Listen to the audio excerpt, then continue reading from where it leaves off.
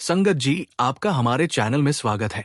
Video शुरू करने से पहले एक विनती है, हमारे चैनल रूहानी मार्ग को जरूर सब्सक्राइब कर लीजिए और वीडियो को लाइक करना मत भूलिएगा। कमेंट में राधा स्वामी जी जरूर लिख दीजिए और अपने शहर का नाम जरूर लिखें। साथ संगत जी, आज हम आपके लिए 12 नवंबर 2025 बाबा जी के सिंगापुर के नए गहरे और परमार्थ भरे सवाल जवाब लेकर आए हैं। हर जवाब सरल, गहरा और दिल को छू जाने वाला होगा, जैसे सचमुच बाबा जी उत्तर दे रहे हो। तो आइए शुरू करते हैं। आज के दिन शांति का एक अलग ही वातावरण था। हर चेहरे पर प्रतीक्षा थी, हर आंख में भाव। उसी मौन को तोड़ते हुए एक साधक भाई खड़े हुए। स्वर में गहराई थी, पर भीतर कहीं झिझक थी। हाथ जोड़कर बोले, बाबा जी, मैं नामदान ले चुका हूं, सुमिरन भी करता हूं, लेकिन भीतर हमेशा एक सवाल उठता है, क्या मैं सच में समर्पित हूं? कभी लगता है कि विश्वास पूरा नहीं है, कहीं ना कहीं भीतर से भरोसा डगमगा जाता है। कृपया बताइए, सच्चा समर्पण क्या होता है और ये अधूरा विश्वास पूर्ण कैसे बने? बाबा जी मुस्कुराए, एक हल्की दयालु मुस्कान। उन्होंने बड़े शांत स्वर में कहा, भाई, समर्पण कोई शब्द नहीं, एक अनुभव है। ये वो स्थिति है जहां मैं समाप्त हो जाता है और केवल आप बचते हैं। लोग सोचते हैं कि समर्पण मतलब सब छोड़ देना। नहीं, समर्पण का अर्थ है आप पर छोड़ देना। जब मन ये स्वीकार कर ले कि मालिक जो कर रहे हैं वही सर्वोत्तम है, वहीं से विश्वास शुरू होता है। बाबा जी ने एक दृष्टांत सुनाया। एक बार एक व्यक्ति नाव में बैठकर नदी पार कर रहा था। नदी के बीच में उसने देखा कि उसका साथी डर रहा है। वो कह रहा था, अगर नाव डूब गई तो नाविक बोला, अगर तू डूबने की सोचता रहा तो तैरना भूल जाएगा। भाई, सुमिरन में भी यही होता है। अगर हर बार आप सोचते रहे, मुझे अनुभव क्यों नहीं हो रहा, तो वो अनुभव कभी नहीं होगा, क्योंकि अनुभव भरोसे से आता है, चिंता से नहीं।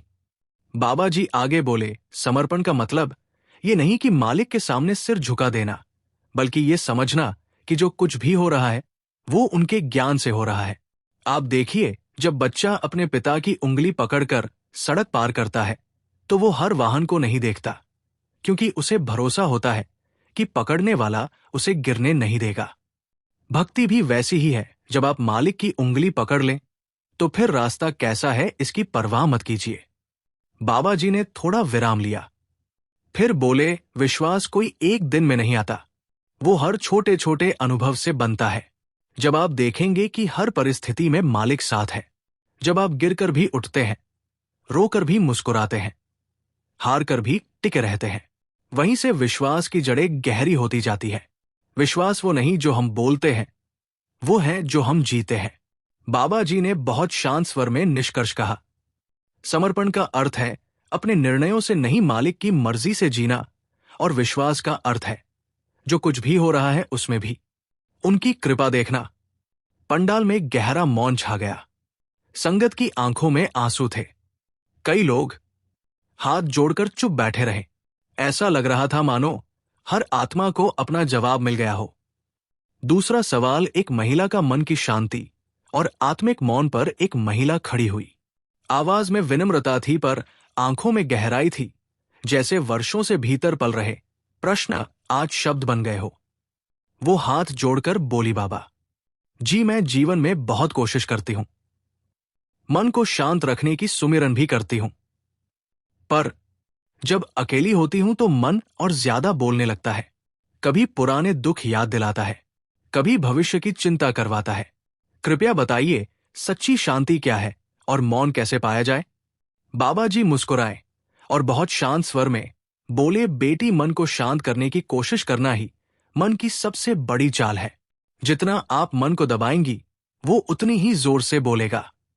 आपने ध्यान दिया होगा, जब हम पानी के ऊपर किसी लकड़ी को दबाते हैं तो वो ज्यादा बल से ऊपर आ जाती है। ऐसे ही मन को दबाने से वो शांत नहीं होता, उसे समझने से होता है। बाबा जी ने आगे कहा, मन की बात सुनिए, पर उसमें उलझिए मत। वो बच्चा है जो ध्यान चाहता है, आप उसे डांटेंगी तो वो और शोर करेगा, पर अगर आप मुस्कुराकर कहें ठीक है बोल ले, तो वो खुद थक कर शांत हो जाएगा। शांति तब आती है जब आप मन से लड़ना छोड़ देती है। मौन तब आता है जब आप मन से मित्रता कर लेती है। बाबा जी आगे बोले, देखिए बेटी, शांति किसी जगह या स्थिति में नहीं मिलती। वो एक स्वीकार्यता है। जब आप ये स्वीकार कर लेती है कि जीवन जैसा है वही आपकी साधना का हिस्सा है, तभी भीतर का शोर थमता है। और जब भीतर शांति आती है तब मौन बोलता है, और मौन में मालिक सुनाई देते हैं।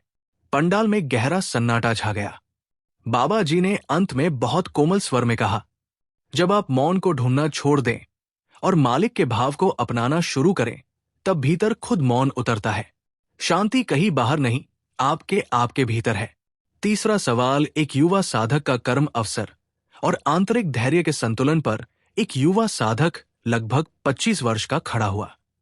आवाज में मासूमियत थी, पर चेहरे पर एक बोझ झलक रहा था। हाथ जोड़कर बोला, बाबा जी, मैं जीवन में बहुत मेहनत करता हूं, हर काम पूरी लगन से करता हूं, लेकिन कई बार सब कोशिशों के बावजूद सफलता नहीं मिलती। कभी लगता है कि ये मेरे कर्म है, कभी लगता है कि शायद सही समय नहीं आया। कृपया बताइए, कर्म, अवसर और धैर्य, इन तीनों में संतुलन कैसे बनाएं? बाबा जी ने शांत भाव से उसकी ओर देखा। उनकी दृष्टि इतनी स्थिर थी कि पूरा पंडाल जैसे मौन में डूब गया। फिर बहुत कोमल स्वर में बोले, बेटा, जीवन कोई गणित नहीं है जहां हर समीकरण का तत्काल हल मिल जाए। ये एक विश्वास की यात्रा है जहां कर्म आपकी दिशा तय करते हैं, अवसर आपकी परीक्षा लेते हैं और धैर्य आपके परिणाम को पवित्र बनाता है। बाबा जी ने आगे कहा, आपने कभी बीज बोया है? बीज डालते ही पौधा नहीं निकलता। पहले वो मिट्टी के भीतर अंधकार में जाता है और वहां अदृश्य रूप में अपनी जड़ें बनाता है। वो बीज उस वक्त भी बढ़ रहा होता है जब बाहर से लगता है कि कुछ नहीं हो रहा। बेटा, आपका जीवन भी ऐसा ही है।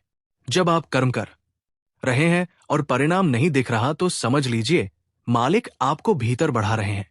पर फल देने वाला मालिक है। जब आप उस पर भरोसा रखते हैं तो असफलता भी आपको सिखाती और सफलता भी झुकना सिखाती है। अक्सर लोग कहते हैं, मैंने मेहनत की फिर भी मिला नहीं। पर सोचिए, अगर सब कुछ उसी समय मिल जाए तो मालिक की जगह कहां रह जाएगी? बाबा जी ने एक और सुंदर उदाहरण दिया। एक बच्चा पेड़ पर चढ़ रहा था। हर पायदान पर रुक कर नीचे देखता और कहता, मां, मैं गिर तो नहीं जाऊंगा। मां कहती, मैं नीचे खड़ी हूं। बेटा ऊपर बढ़ता गया क्योंकि उसे भरोसा था कि कोई पकड़ने वाला है। भाई, जीवन में भी ऐसा ही होता है। जब आप कर्म करते हैं तो हर कदम पर डर लगता है, पर अगर आप विश्वास में टिके रहे तो वही डर शक्ति में बदल जाता है। बाबा जी ने अत्यंत भावनात्मक स्वर में कहा, कर्म वो है जो आपके हाथ में है, धैर्य वो है जो आपके स्वभाव में होना चाहिए, और अवसर वो है जो मालिक के समय में आता है। जब ये तीनों एक साथ जुड़ते हैं तभी जीवन में संतुलन आता है। अगर कोई एक भी कमजोर हो तो बाकी दो उसका सहारा बनते हैं। इसलिए बेटा, कभी अपने कर्मों से निराश मत होना, कभी अपने समय पर संदेह मत करना और कभी अपने मालिक पर सवाल मत उठाना। कभी कभी मालिक आपकी मंजिल बदलते नहीं, आपको मंजिल के लायक बना रहे होते हैं। पंडाल में गहरा मौन छा गया। कई नौजवानों की आंखों में चमक आ गई। कुछ मुस्कुराए, कुछ रो पड़े, क्योंकि ये सिर्फ जवाब नहीं था, ये जीवन का दिशा सूत्र था। चौथा सवाल, एक वृद्ध सज्जन खड़े हुए, सफेद दाढ़ी, कांपते हाथ पर आंखों में ऐसी चमक जो अनुभव से उपजी श्रद्धा का प्रतीक थी। उन्होंने हाथ जोड़कर कहा, बाबा जी, उम्र के इस पड़ाव पर शरीर कमजोर हो गया है। पहले जैसी सेवा नहीं हो पाती। आंखें धुंधली है, कदम धीमे है, पर भीतर का जोश अब भी वैसा ही है। कई बार लगता है कि मैं अब संगत के काम का नहीं रहा। क्या यह भी मालिक की योजना है?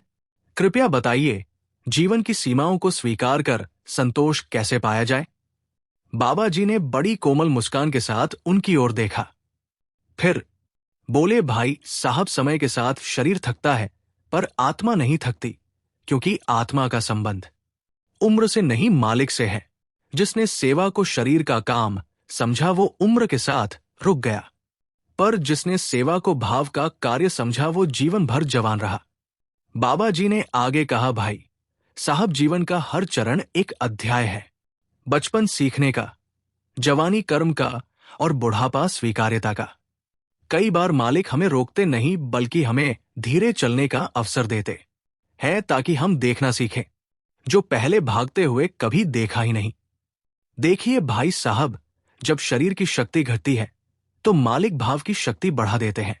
बाबा जी ने आगे कहा, स्वीकार्यता कोई हार नहीं, ये तो आत्मा की सबसे बड़ी विजय है जो व्यक्ति अपनी सीमाओं को स्वीकार कर लेता है। बाबा जी ने गहराई से कहा, भाई साहब, शरीर तो केवल एक कपड़ा है। कपड़ा पुराना होता है, फटता है, मिट्टी में मिल जाता है, पर जो इसे पहनने वाला है वो तो अजर अमर है। अब आप ये मत सोचिए कि आप कुछ नहीं कर रहे। आपका मौन, आपकी प्रार्थना, आपका संतोष, ये भी एक ऐसी सेवा है जो शब्दों से ऊपर है। फिर बाबा जी ने गहराई से कहा, देखिए भाई साहब, जीवन की संध्या सबसे सुंदर होती है, क्योंकि तब अहंकार शांत हो जाता है, मन थक कर बैठ जाता है और आत्मा मालिक के करीब हो जाती है। संतोष तभी आता है जब आप समझते हैं कि जो कुछ खोया वो अस्थायी था और जो मिला वो शाश्वत है। पंडाल में गहरा मौन फैल गया। कुछ बुजुर्ग साधक अपनी आंखें पच रहे थे। किसी के होठों पर बस एक ही शब्द था, सच। बाबा जी ने पंडाल की ओर देखा। हर चेहरे पर करुणा की झलक थी। बाबा जी ने अंत में कहा, बेटा, जो व्यक्ति अपनी सीमाओं में भी मालिक को महसूस करता है वही सबसे मुक्त है, और जो मालिक की मर्जी में संतोष पा लेता है वही सच्चा साधक है। 5वां सवाल। एक महिला खड़ी हुई, उम्र लगभग 50 के आसपास, चेहरे पर जीवन का अनुभव, आंखों में एक अजीब सी थकान और साथ ही प्रेम की खोज। वो धीरे धीरे खड़ी हुई, हाथ जोड़कर बोली, बाबा जी, जीवन में हर रिश्ता निभाते निभाते कभी ऐसा लगता है कि मोह और जिम्मेदारी में फर्क समझ नहीं आता। कभी लगता है कि मैं अपने बच्चों, परिवार और लोगों में बहुत ज्यादा बंध गई हूं। फिर जब मैं थोड़ा अलग रहना चाहती हूं तो अपराध बोध होता है कि शायद मैं निष्ठुर बन रही हूं। कृपया बताइए, मोह, समर्पण और आत्मिक स्वतंत्रता में असली संतुलन क्या है? बाबा जी मुस्कुराए और बोले, बेटी, जीवन का सबसे बड़ा भ्रम यही है कि हम सोचते हैं जो हमें बांधता है वही हमारा प्रेम है, पर सच्चा प्रेम बांधता नहीं, मुक्त करता है। मोह वह है जहां हम अपना ढूंढते हैं और समर्पण वह है जहां हम मालिक को ढूंढते हैं। बाबा जी ने आगे कहा, मोह में हम कहते हैं मेरा बच्चा, मेरा परिवार, मेरी सेवा, पर समर्पण में हम कहते हैं ये सब आपका है। मोह हमें थकाता है, समर्पण हमें हल्का करता है। मोह में स्वामित्व है, समर्पण में सौंप देना है। बाबा जी आगे बोले, समर्पण का अर्थ किसी के प्रति निर्भरता नहीं बल्कि उस शक्ति के प्रति भरोसा है जिसने सब रचा है। देखिए, जीवन में जब तक आप सोचती है मुझे सब संभालना है, तब तक थकावट बनी रहती है, पर जब आप कहती है जो कुछ हो रहा है मालिक की मर्जी से हो रहा है, तो भीतर एक अजीब शांति उतर आती है। 6ठा सवाल। एक भाई ने प्रश्न किया, बाबा जी, कुछ लोग दूसरों की तरक्की देखकर जलने लगते हैं। सामने तो बड़ी मीठी बातें करते हैं, पर भीतर से ईर्ष्या और जहर भरा होता है। ऐसे लोगों से कैसे निपटा जाए? मेरे कुछ रिश्तेदार हैं जो तब से मुझसे जलते हैं जब से मैं यहां सिंगापुर आया हूं। बाबा जी ने समझाया, बेटा, दुनिया को बदलना हमारे हाथ में नहीं है। दुनिया क्या सोचती है हम उसको नहीं बदल सकते। हमें अपने आचरण को देखना है, ना कि दूसरों की चाल को। इस संसार में संत महापुरुष जैसे पवित्र आत्माओं को भी आलोचना और निंदा से नहीं बख्शा गया, तो हम जैसे साधारण लोग कैसे बच सकते हैं? इसलिए बुद्धिमानी इसी में है कि हम अपने कर्मों पर ध्यान दें और बाकी सब कुछ मालिक के हवाले कर दें। बाबा जी ने आगे कहा, हर व्यक्ति अपने कर्मों का फल खुद भुगतता है। जो जैसे कर्म करता है उसे वैसा ही हिसाब देना पड़ता है। इसलिए दूसरों की निंदा या जलन में उलझने की बजाय अपने जीवन को पवित्र बनाओ। अगर मन साफ है, नियत सच्ची है, तो फिर कोई भी जहर तुम्हें नहीं छू सकता। मालिक की नजरों में वही सबसे सुंदर है जो हर हाल में प्रेम और संतोष से जीता है। फिर एक बहन ने बड़े विनम्र भाव से बाबा जी से प्रश्न किया, बाबा जी, क्या नामदान का समय भी पहले से ही तय होता है जैसे जन्म और मृत्यु का होता है? बाबा जी मुस्कुराए और बड़े स्नेह भरे स्वर में बोले, बेटा, जन्म और मृत्यु की घड़ी तो सचमुच पहले से ही लिखी होती है, लेकिन नामदान और ऐसे अन्य आध्यात्मिक अवसर कर्मों के अनुसार घटते हैं। ये पूर्व निर्धारित नहीं होते, बल्कि हमारे कर्म और मालिक की मर्जी पर निर्भर करते हैं। जब कर्म पवित्र होने लगते हैं, तब जीव को नामदान का सौभाग्य प्राप्त होता है। इसलिए कोशिश करते रहना जरूरी है। मन से प्रार्थना करो, सेवा और सिमन करते रहो। देना या ना देना वो तो उसकी मर्जी है, हम तो बस अपनी ओर से मांग सकते हैं। बाबा जी बोले, अब आप खुद सोचो कि अगर आप नामदान मांगने ही नहीं जाओगे तो नामदान अपने आप तो हमारी झोली में नहीं आएगा। इसलिए हमें खुद को नाम के योग्य बनाना और फिर नाम को मांगना पड़ता है। फिर एक भाई ने कहा, बाबा जी, कभी कभी हमें किसी की भलाई या भले काम के लिए झूठ बोलना पड़ जाता है, तो क्या ऐसे झूठ से भी पाप लगता है?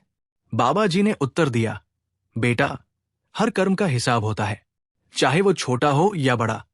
नियत भले ही अच्छी हो पर कर्म का असर तो रहता ही है।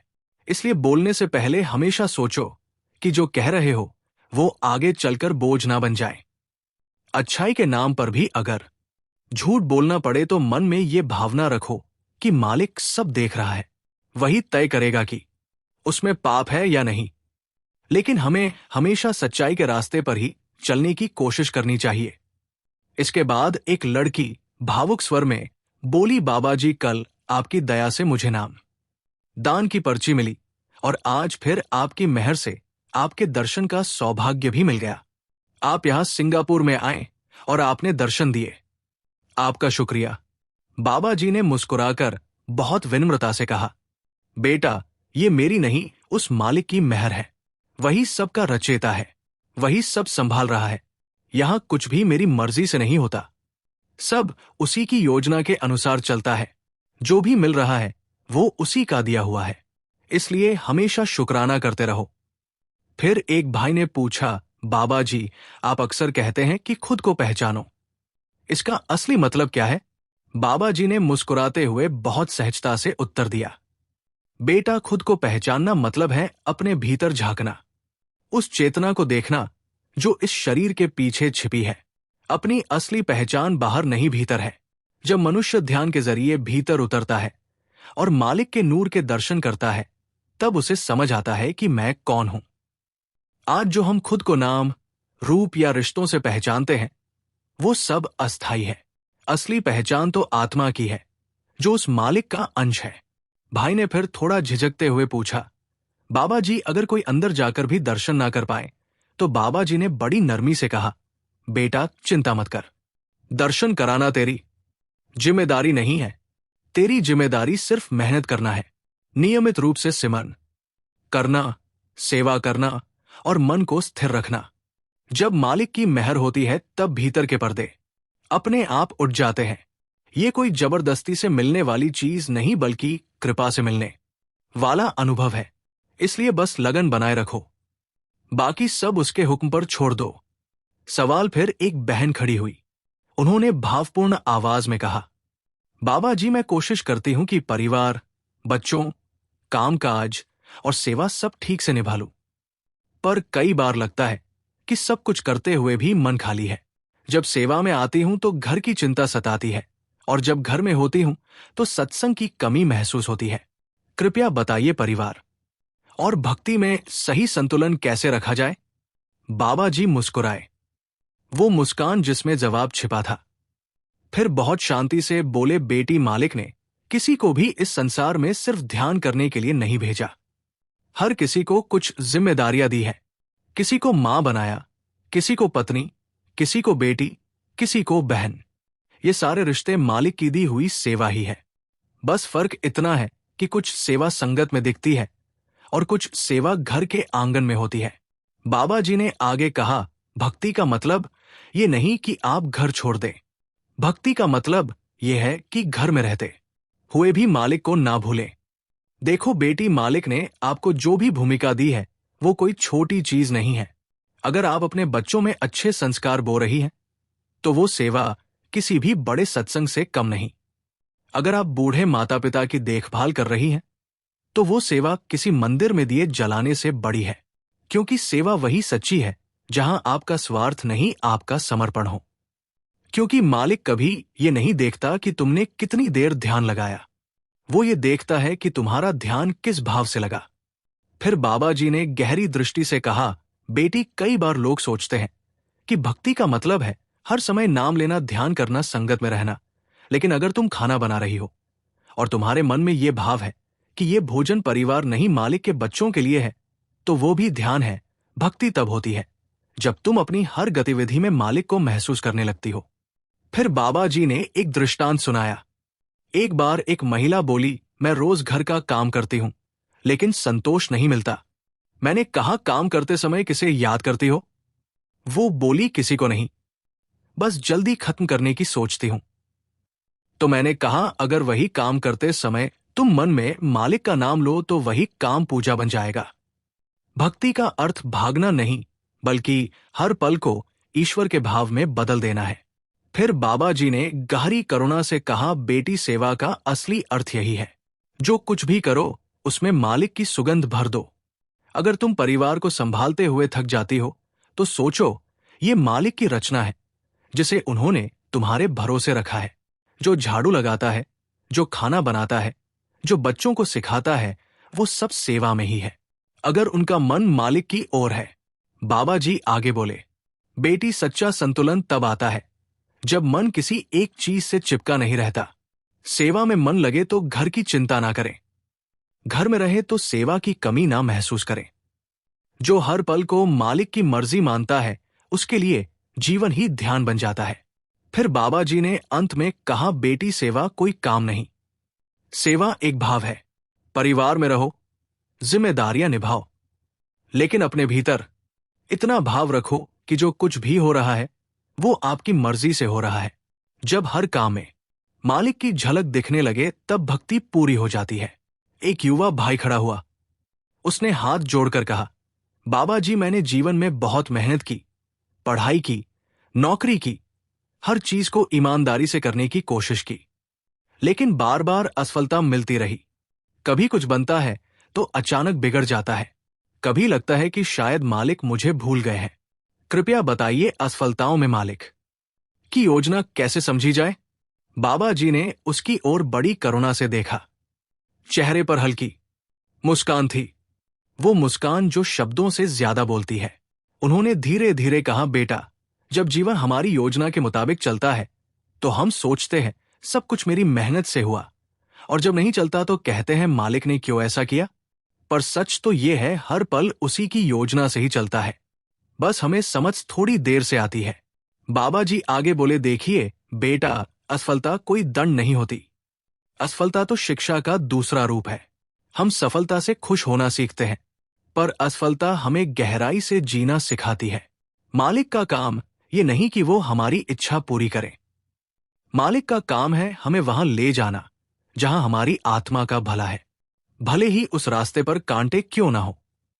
बाबा जी ने कहा, बेटा, हमारा नजरिया बहुत छोटा होता है, हम बस एक पल देखते हैं, पर मालिक पूरी योजना देखता है।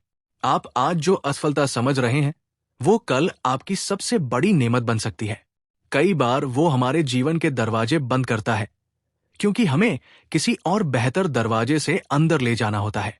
बाबा जी ने एक गहरी बात कही, विश्वास का असली अर्थ यही है, जब सब कुछ उल्टा चले फिर भी मन कहे आप सही कर रहे हैं, क्योंकि भक्ति तभी पूरी होती है जब हम मालिक से क्यों पूछना छोड़ दें और धन्यवाद कहना शुरू कर दें। मालिक हमें गिरने देता है, लेकिन वो हाथ कभी छोड़ता नहीं, वो पीछे खड़ा रहता है ताकि जब हम संभले तो हमें भरोसा रहे कि मैं अकेला नहीं हूं। फिर बाबा जी ने मौन के बाद कहा, बेटा, असफलता वही है जो मालिक पर विश्वास की परीक्षा लेती है। अगर तुम गिरकर भी उस पर भरोसा रख सको तो समझो तुम परीक्षा नहीं, उत्तीर्णता पा चुके हो। फिर एक बहन ने पूछा, बाबा जी, क्या हमारे कर्मों का हिसाब पहले से ही तय होता है? बाबा जी ने गहरी गंभीरता से मुस्कुराते हुए कहा, बेटा, हाँ, हर कर्म का हिसाब देना ही पड़ता है। इस नियम से कोई नहीं बच सकता, ना राजा ना रंक, यहां तक कि देवी देवता भी नहीं बच सकते। जब देवी देवता तक इससे मुक्त नहीं रहे तो हम जैसे साधारण जीव कैसे बच सकते हैं? इसलिए कर्म करने से पहले हमेशा सोचो कि उसका फल क्या होगा। ऐसा कुछ मत करो जो आगे चलकर बोझ बन जाए या पछतावे का कारण बने। इतिहास में अनेक उदाहरण हैं जहां देवताओं को भी अपने कर्मों का परिणाम भुगतना पड़ा। इसलिए बेटा, हर कार्य से पहले विवेक से सोचो कि ये कर्म मालिक की रजा में है या नहीं। अगर कर्म सच्चे भाव से किया गया है तो वो बंधन नहीं बनता, पर यदि उसमें स्वार्थ या अभिमान है तो उसका हिसाब जरूर देना पड़ता है। फिर एक भाई ने कहा, बाबा जी, मैं जब भारत में था तो वहां अक्सर पीरों की दरगाहों पर जाकर सेवा करता हूं, और यहां भी मैं एक दरगाह में जाता हूं। लेकिन अब मन में बहुत इच्छा है कि मैं आपसे नामदान लूं। बाबा जी ने बहुत प्रेम से उसकी ओर देखा और कहा, बेटा, सबसे ऊंची सेवा तो भजन सिमरन की होती है। कहीं से भी जुड़ो। अगर दिल में मालिक के प्रति सच्चा प्रेम है तो हर जगह वही मालिक है। कोई स्थान छोटा या बड़ा नहीं होता, जहां उसका नाम लिया जाता है वो स्थान पवित्र हो जाता है। बाबा जी ने यह भी समझाया कि जहां आपको खुशी मिलती है वहीं से जुड़ना चाहिए, क्योंकि आगे चलकर कदर आपको ही करनी पड़ेगी। फिर एक भाई ने पूछा कि बाबा जी, मैं आपकी संगत को कैसे प्रसन्न कर सकता हूं? बाबा जी हल्के से मुस्कुराए और बेहद सरलता से बोले, बेटा, यहां किसी को खुश करने की जरूरत नहीं है। हमें तो बस मालिक को राजी करना है, क्योंकि असली रिश्ता उसी के साथ है। ये संसार तो क्षणिक है। आज किसी को खुश करोगे, कल वही नाराज हो जाएगा। दुनिया को प्रसन्न करने की कोशिश कभी पूरी नहीं होती, और इससे हमें कोई सच्चा लाभ ही नहीं मिलता। जो मालिक को राजी करता है वही सच में सबको खुश कर देता है। फिर एक बहन रोते हुए बोली, बाबा जी, मैं आपके लायक नहीं हूं। मुझे लगता है कि मैं बहुत छोटी हूं। फिर भी आपने मुझे अपने चरणों में शरण दी। इतना कहते कहते ये बहन रोने लगी। बाबा जी ने बहुत कोमल स्वर में कहा, बेटा, ऐसा कभी मत सोचो। मालिक की नजरों में कोई छोटा या बड़ा नहीं होता।